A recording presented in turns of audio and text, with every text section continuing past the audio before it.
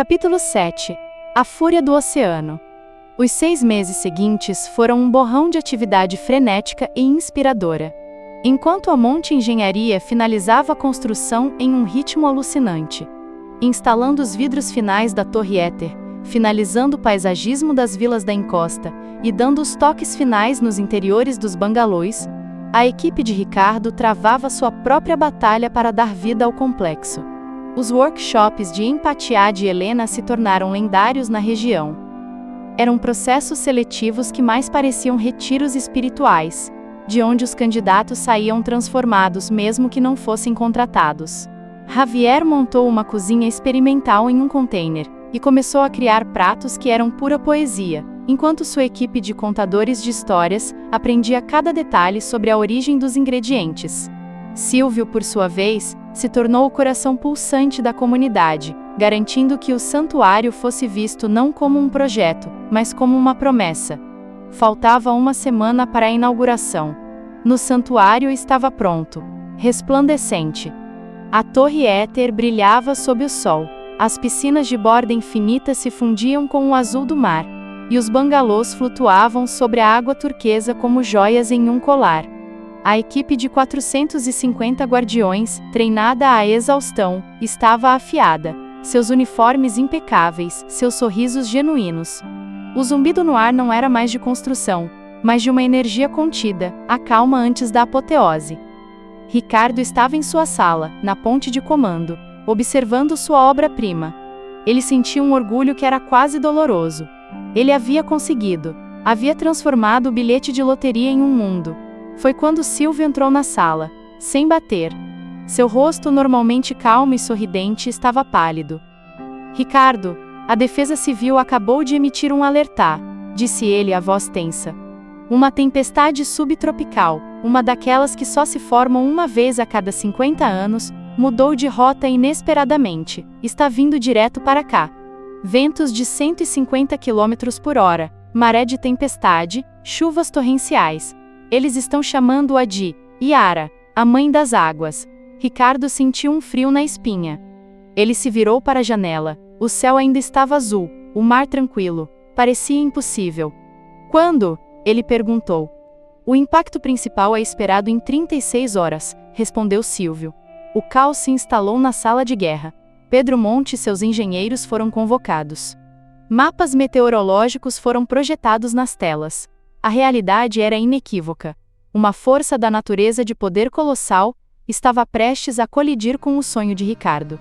A torre e o bloco central aguentam, disse Afonso, o engenheiro estrutural, com confiança.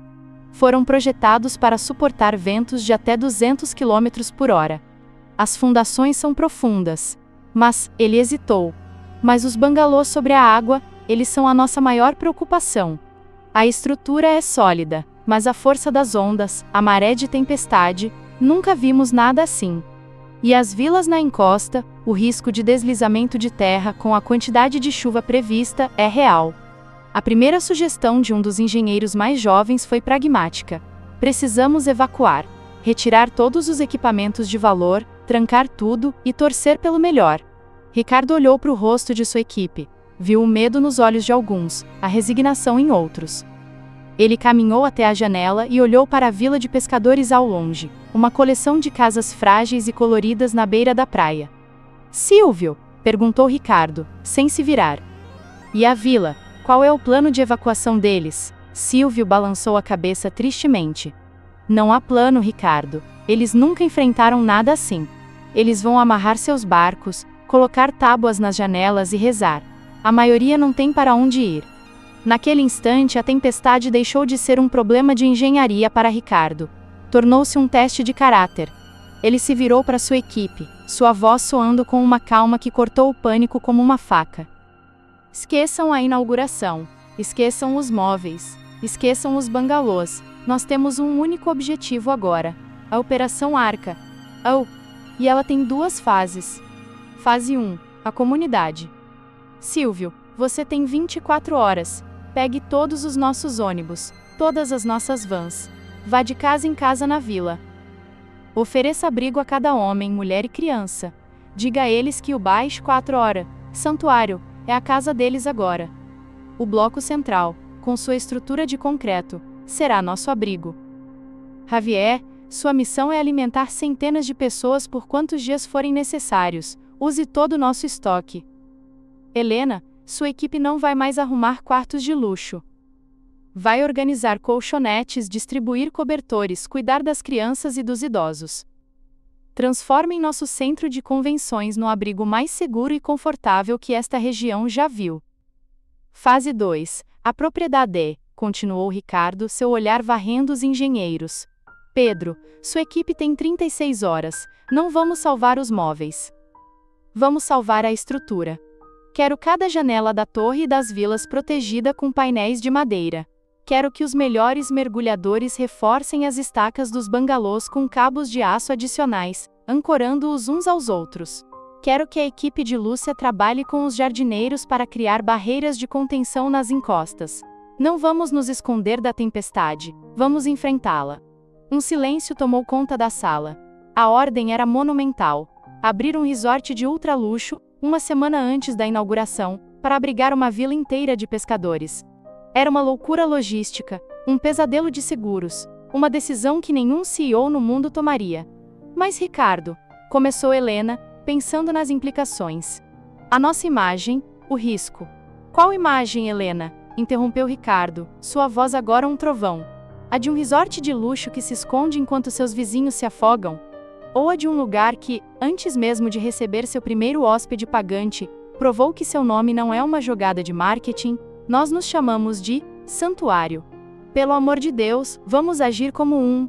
A ordem foi dada. A Operação Arcá começou. O que se seguiu foi uma sinfonia de humanidade. A equipe de guardiões, treinada para servir luxo, agora servia necessidade. Eles não carregavam coquetéis, mas crianças assustadas.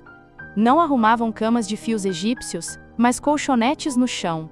Javier e sua equipe cozinhavam em panelões gigantes, e o cheiro de comida farta e quente enchia o ar, um aroma de segurança em meio ao medo. Enquanto isso, do lado de fora, a equipe de Pedro travava uma batalha contra o tempo, o vento uivando cada vez mais forte. Ricardo estava lá, na chuva, ao lado deles, ajudando a carregar painéis, a amarrar cabos, seu terno de linho trocado por uma capa de chuva e um capacete. Na noite em que a tempestade Yara atingiu a costa com sua fúria total, o centro de convenções do santuário era uma arca de Noé moderna. Mais de 600 pessoas da comunidade local estavam seguras, secas e alimentadas, assistindo à fúria do oceano através dos vidros reforçados, enquanto as crianças, alheias ao perigo, brincavam em um espaço improvisado. Ricardo não estava com elas. Ele estava na sua sala na Torre Éter, que balançava levemente com a força do vento. Ele olhava para a escuridão lá fora, para o mar que tentava destruir sua criação. Ele via os seus bangalôs sendo açoitados por ondas monstruosas. Ele ouvia o som assustador de árvores sendo arrancadas nas encostas. Ele não sabia se na manhã seguinte teria um resort ou uma pilha de destroços. Mas, pela primeira vez desde que ganhara na loteria, ele não sentia medo. Ele sentia paz. Porque ele sabia que, independentemente do que acontecesse com o concreto, a alma do santuário já havia sido inaugurada. E ela era indestrutível. A noite foi um inferno auditivo. O uivo do vento era um lamento sobrenatural, um monstro invisível tentando arrancar a Torre Éter de suas fundações. A chuva não caía, era atirada horizontalmente contra os vidros, que estalavam sob a pressão, mas resistiam. Ricardo permaneceu na sua sala de comando, a ponte de seu navio de concreto, acompanhando em tempo real os dados dos sensores que a equipe de Pedro havia instalado. Ele via os picos de estresse nas estacas dos bangalôs, os medidores de saturação do solo nas encostas. Cada alerta era uma facada em seu peito. Ele não estava sozinho. Pedro Monte e sua equipe de engenheiros estavam com ele, transformando a sala em um centro de gerenciamento de crises. Eles eram generais, em uma guerra contra os deuses. Por volta das 3 da manhã, no auge da fúria de Yara, o inevitável aconteceu. Um dos sensores de um dos bangalôs mais distantes simplesmente apagou. Perdemos o bangalô do Z, disse Afonso, sua voz grave. A estrutura da passarela que o conectava cedeu. Ele foi levado. Ricardo fechou os olhos por um instante. Ele visualizou a estrutura de madeira e palha, o interior perfeitamente decorado, sendo engolida pela escuridão espumante. Um prejuízo de milhões de reais, varrido em um piscar de olhos. Logo depois, o bangalô 11 também silenciou. E o 10? A linha de frente está caindo, disse Pedro. Mas os cabos de aço que interligam os outros estão redistribuindo a tensão, eles estão segurando. A sua decisão de reforçá-lo salvou o resto da fileira. Ricardo apenas assentiu, seu olhar fixo na escuridão. Cada perda era um golpe, mas sua mente estava em outro lugar. Estava no andar de baixo, no abrigo, com as 600 almas que haviam confiado nele. A tempestade só começou a perder força com o primeiro sinal do amanhecer. O uivo demoníaco deu lugar a um gemido cansado, e a chuva torrencial se transformou em uma garoa persistente. Quando a luz cinzenta e fraca do dia finalmente rompeu as nuvens, o que se revelou foi um cenário de devastação e milagre.